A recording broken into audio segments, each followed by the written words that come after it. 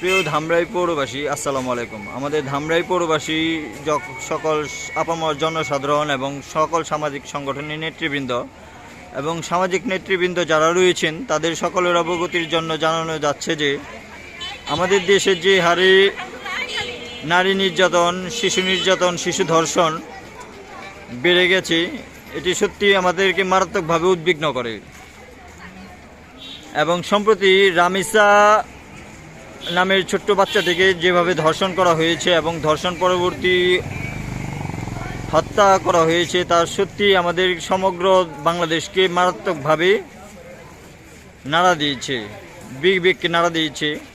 এমত অবস্থায় আমাদের ধামরাই পৌরসভার সকল আপামর জনসাধারণ এবং সামাজিক সংগঠনের নেতৃবৃন্দদের নিয়ে আমরা আগামীকাল সকাল 10টায় ধামরাই যাত্রাবাড়ি থেকে র্যালি শুরু করে উপজেলা পরিষদে গিয়ে শেষ করব এবং উপজেলা পরিষদে একটি মানববন্ধনের আয়োজন পরিকল্পনা গ্রহণ করা হয়েছে।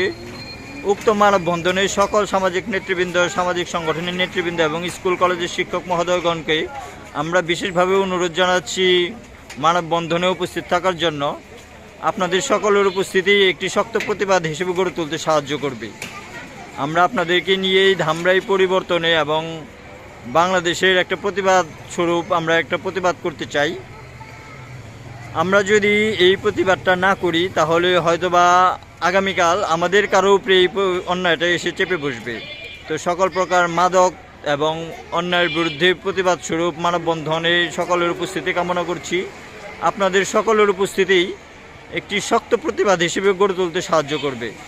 ধন্যবাদ। এবং আগামীকাল সকাল 10টায় উপজেলা চত্বরে সকলে উপস্থিত থাকার চেষ্টা করবেন এবং আমরা ইনশাল্লাহ পরিবর্তনে কাজ করব। ধন্যবাদ। আসসালামু আলাইকুম।